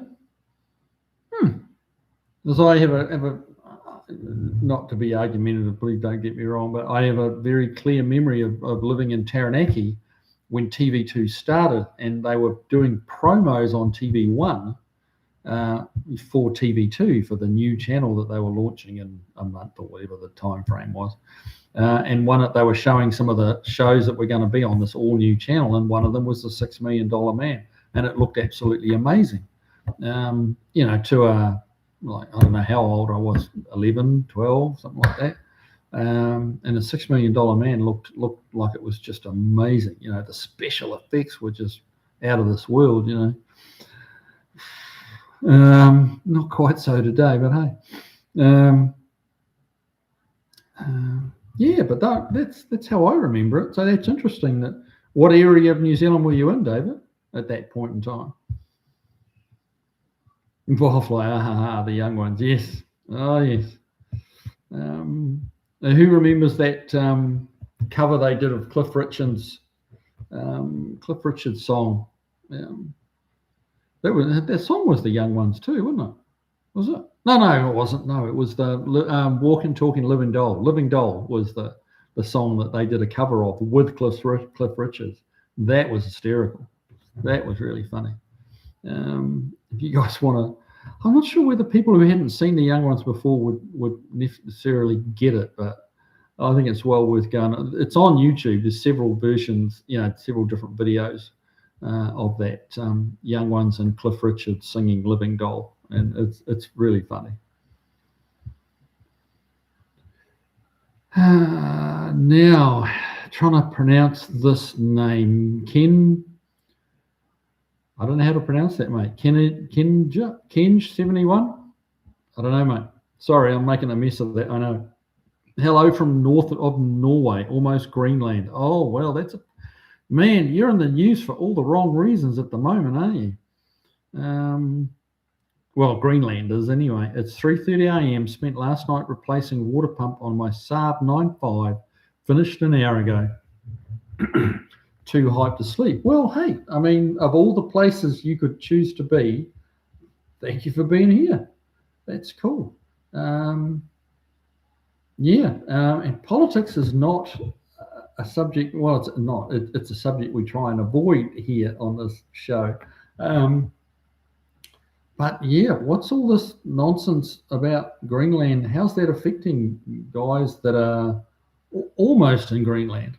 I have to ask, and I hope it doesn't turn into a big political discussion, but I have to ask, I'm curious. Barracuda, with my VH Valiant, I wound the torsion bars down about an inch and had the alignment set to Leo Leonard's recommended Street Valiant specs. That made a nice difference to stability. Really? That's very cool. I wasn't aware that Leo Leonard recommended a street spec for Valiant. That's kind of cool. That's very cool. Huh. BRG, great seeing you. Kenny, mate, you need to tell me how to pronounce that because I feel a fool. So it's Ken JH. How would you pronounce that? Ken JH71. Dean Stevenson, TV1, Channel 1, same thing. Yep. Down at NZ, down at the ends of the earth in 77. Right. Oh, okay. TV1 and Channel 1 were the same thing. Okay, I got you. Volfly. Then there was the infamous Linda Carter Maybelline commercial. Walks out of a pool saying, very moist, very wet. Did she really? I've not seen that. Walks out of a pool saying, very moist, very wet. Well, yes, I bet that got a few people's attention. I've not seen that advert or commercial. Jeff Hutchins, when I grew up in Eastern Oregon, we only got 2.5 TV channels. I remember thinking the fancy pants in town with the 28 channels on cable was spoiled rotten. Yeah, now we'd be poverty struck at 28 channels, wouldn't we? Gosh. Nah, Dean Stevenson, you could say that in those days, Firefly. Yeah, you could. Not today. Beagle Bob, you bought a Chevy 2010 Camaro SS. Well, that's not terrible, is it? I mean, at least, there's worse cars you could have bought than that. So we're just going to politely choose to ignore that and just try and forget about the fact that you bought a Chevrolet, but we're not going to kind of hold it against you either. So carry on, Mr. Bob. We're just going to go into a little bit of denial about that. Not deny-o, but denial. Well, yep, I loved every bit of those sexual innuendos in TV commercials. God, one of the best, actually, it's a picture ad, and I've got it somewhere buried deep in my phone, and if I thought I could get to it quickly, I'd bring it up. But it was an ad, a used car ad for Aston Martin. And there's this picture of this absolutely gorgeous female wearing, like a white men's shirt and nothing else, just, showing lots of leg and almost a couple of other things, but not quite. But yeah, she was absolutely gorgeous. And the caption on it was, sure, it's been owned before, but you still want it. That's like, oh, that's it's not really innuendo at that point. I didn't think. I think they'd kind of, that had passed the point of innuendo. But it made me laugh out loud. Don't deny. Just reading Linda Carter's name brought back memories of that ad. Ooh la la. I might try and find that picture, that Aston Martin advert, because I'm sure I've got the wording wrong, but it was something like that. And use that as like picture for the live next week if I can remember tomorrow, because tonight will be a long while ago in the morning. Granddad's junk, beagle, not too many lemons mixed with the fruit salad. Granddad's junk, oh, it's just an innocent boy. I didn't notice. Yeah, rightio. Okay.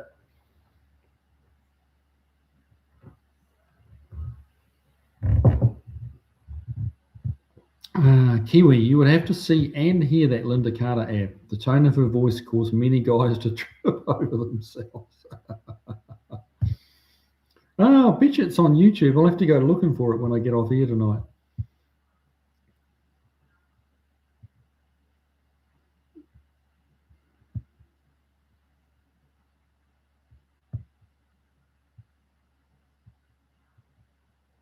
Granddad's junk. Jeff, did you enjoy the front view when she was running those bouncing memories? Yes.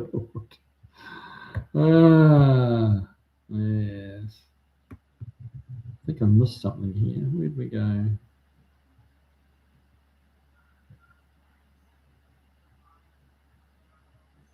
I did. It skipped down.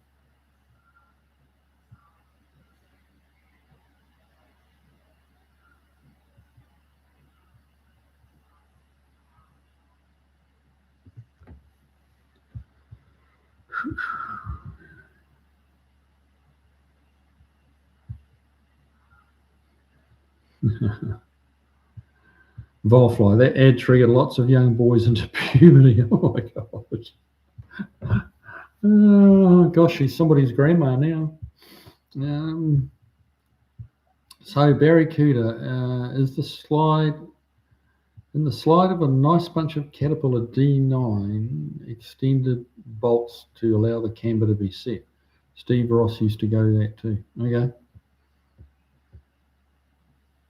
Not sure what that one's about. Bowfly colours that licks your lips. Jesus. Todd and Kiwi, you might be able to find videos of the boiling water and freezing weather light display. Okay. I'll have a look for that too. Barracuda, how about as off topic, traditional headgear worn by midwives on Baffin Island? Wow, that sounds pretty off topic. Traditional headgear worn by midwives on Baffin Island. And Wildfire says antlers? Is that a question or an answer to Barracuda or what? Good Lord. Dean Stevenson, mini Dean headgear. A few knitting needles and some pom-poms. Bruh. Good Lord. Todd Denai, Granddad's junk, the guy's travel route was going to bring him right through the Minneapolis protest zone. Oh, wow.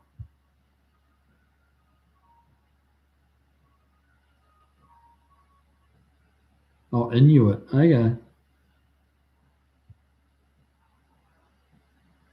Barracuda. Steve Ross, a man with great taste in cards. Indeed.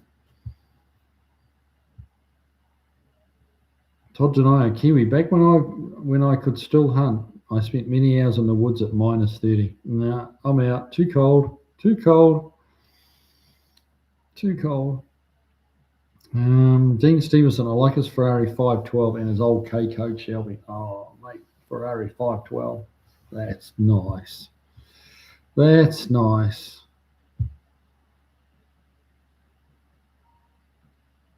Granddad's junk, don't let your wives carry hat box. Looks suspicious. Not sure what that means, Granddad's junk. Todd and I have been winter camping at minus 46. You're a brave man. That's insane. Well, okay, Granddad's junk just said, Todd, that's insane. Which, yeah, it is. At minus 46. No. Paul Funk, my sister works summers in Antarctica, and I thought she was crazy. Well, yes, but she wasn't out hunting in it, was she? No. Good Lord. David Torrey, I was just thinking the same thing. We were in Motueka, and those days there was often a difference between North and South Island TV. Oh, okay. That would explain it. Barracuda, The Young Ones is a Cliff Richard song too. Ah, yes, I think you're right. Yes, that's where I got myself all tongue twisted on. I got mixed up. Um, but yeah, that Live and Dole song is hilarious. And as a little pointless bit of information, apparently when Cliff Richard released that song, Living Doll, it didn't make number one. I think it got to number two, and then so it never made number one. And he had a lot of number one hits, but that one didn't make it to number one. But then when the Young Ones released it with him, it went to number one. So there you go, pointless bit of information to fill your already overloaded brain. My lab technician workmate spent a whole 12 months drilling holes into a, who knows? Jeff Hutchins, the Bionic Woman was way better than the $6 million man, at least to a young boy. True, it had its upsides, didn't it? No pun intended. Yeah. Dean Stevenson. That was the end of it. So it's spent a whole 12 months drilling holes into the Antarctica. Wow, 12 months. Ooh. You go a bit insane being cooped up down there. Down there? Up there? Oh, no.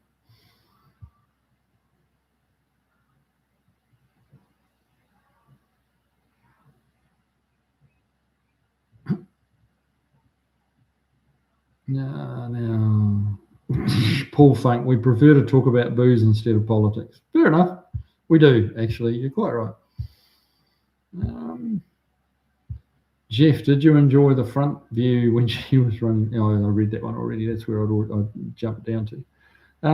David Tyree, Greenland's interesting. The news I have seen is neglected to say that the US had tried to buy Greenland 3 times in the past. Oh, well, yeah, the news media is notorious for leaving stuff out and adding stuff in, and yeah.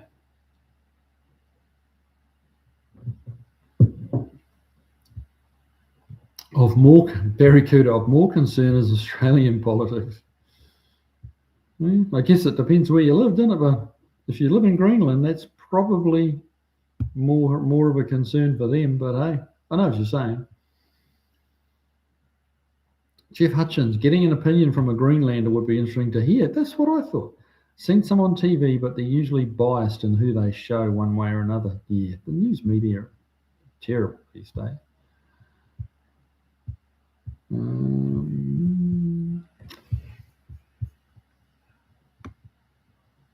Hang on.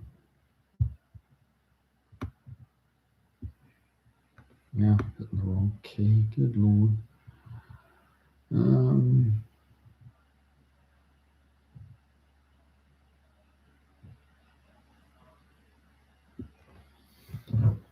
Kenj, sorry, I did not mean to bring in politics. No, mate, that's quite okay. No, I mean, yeah, visualizing your location is awesome. I'd love to actually go up that way, that part of the world sometime. Norway, up around there, it's awesome. But no, you did not bring politics into it, mate. You did not. That was me. That was all me.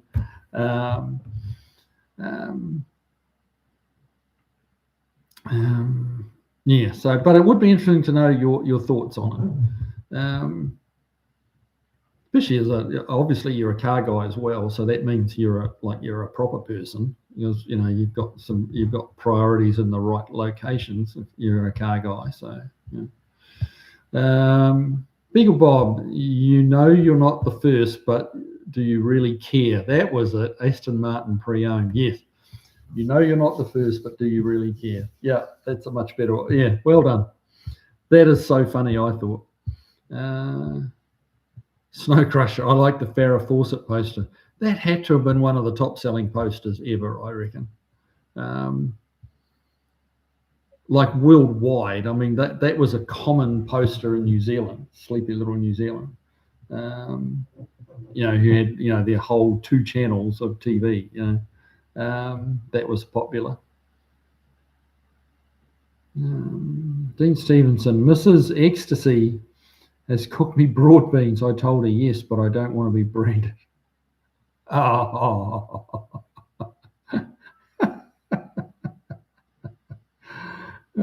Oh dear. Yes. You're on a roll tonight, Dino. You're on a roll. You're on form, which is good. Todd Denai, Granddad's joke. No, not at all. If you know what you're doing, I was totally comfortable, and all of my clothing and gear was the same as they had in the 1700s. Good Lord.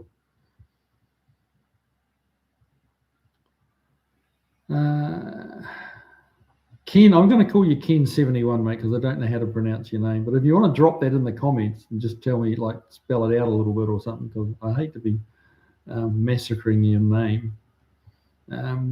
Camping in minus 46 is quite something. We had days down to minus 41 just after New Year. Didn't do any camping.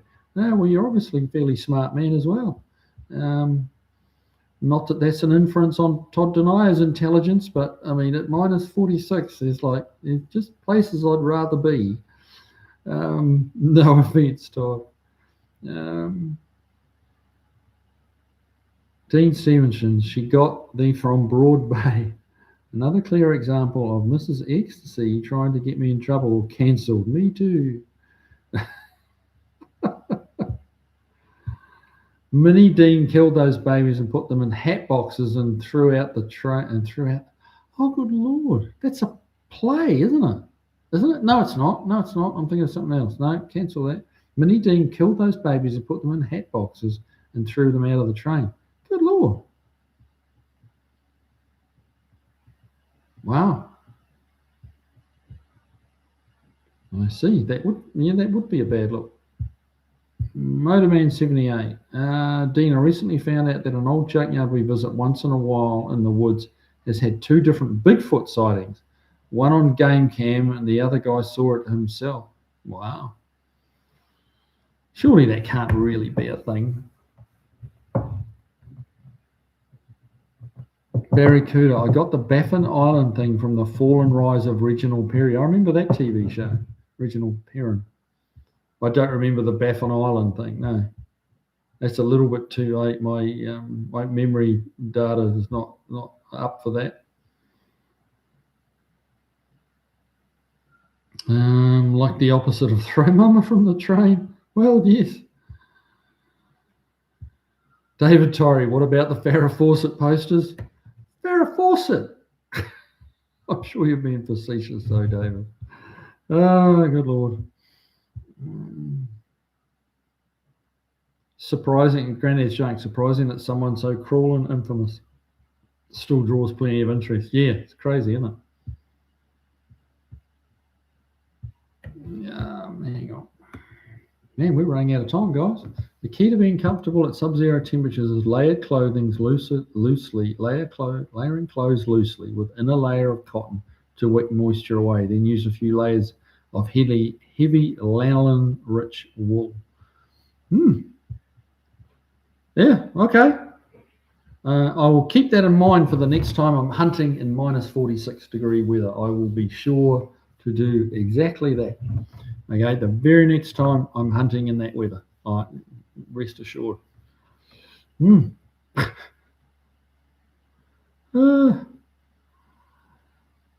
Volfly has Farrah Fawcett posters. Still, good for you, man. I'd still have mine if I knew where they were.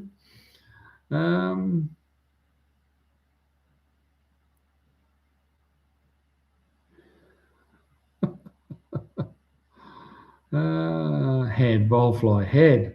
Yes, past tense.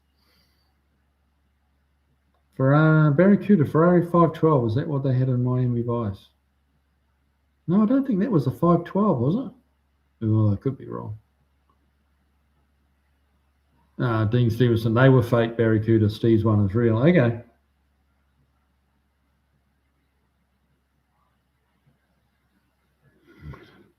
Todd, some things back in the day were ahead of their time. Indeed, they were. Todd Denai, I unfortunately met Farrah Fawcett. She was a grade A first class bitch. A friend of mine got fired because of her. Oh, wow. Well, you never know, do they? You never know.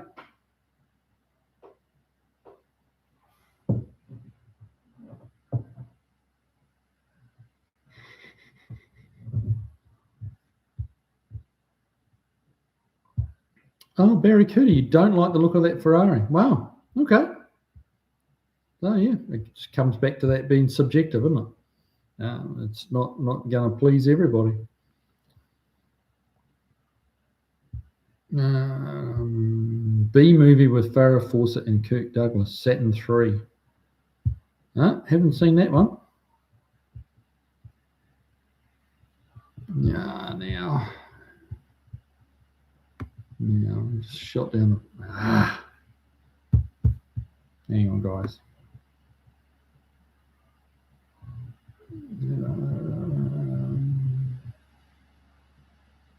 Todd Denier, Kiwi, are you saying that Bigfoot can't be real? I have my doubts, but I do have my doubts. I just would have thought somebody would have actually like caught one. We would have had, rather than just grainy photographs. So yeah, I'm a little skeptical. Yeah.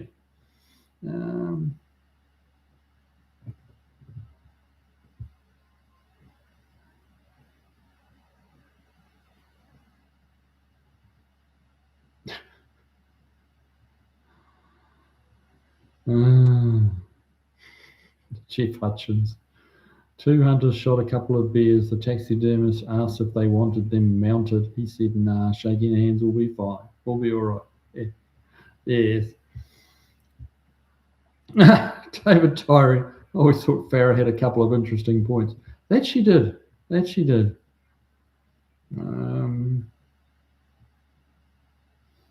Todd Denier, Kiwi wool is great in any weather, even wet, it keeps you warm. Oh, yeah, wool's amazing stuff.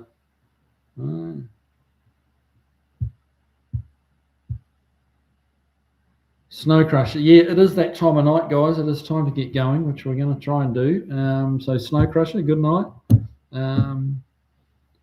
Jeff Hutchins, good to know Bigfoot is a car primate. Good Lord. Vero's Garage, I've seen Bigfoot many times. He's from the Pacific.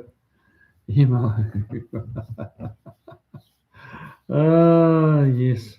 So many comedians. So comedy is tonight's off-topic subject. Brad Hudson, I did commercial HVAC in -40 weather. Well, God bless you. That's all I can say, because that would not have been me.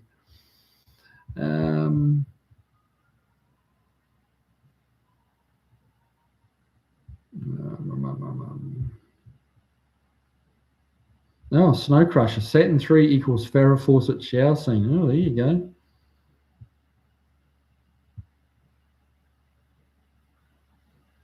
Yeah, I'm just trying to skim through this. Lady saying, here's some green paint. Go paint the porch out the back. Man comes back, says, all done. Man, that ain't no porch. Porch, it's a Ferrari. Oh, no. I have heard that one years ago, but I didn't remember it until I hit the punchline. That's pretty funny. Josh Homan, Bigfoot exists in the minds of those that have had a few too many. Well, that's a definite possibility. Todd and I, absolutely the best wool is from Kiwiland. Now we're talking, Todd. I couldn't agree more. Sheep is New Zealand's specialty in many ways, apparently. Yeah. Dean Stevenson, off to pitch some reverse Ks at Buff Del Campo. All right, Beagle Bob. Hey, Andy, that's a good one. Yeah, it was a good one. All right. Okay, guys. Well, that's it. It's gone 9. Tonight's gone quick again, as usual. So thank you all. Thanks for the input. Thanks for the likes. And see you next Tuesday. Have a good one. Get out. Well, don't get out there and work on your cars. Just stay warm. There's too much snow coming. All right, guys. Take it easy. Have fun.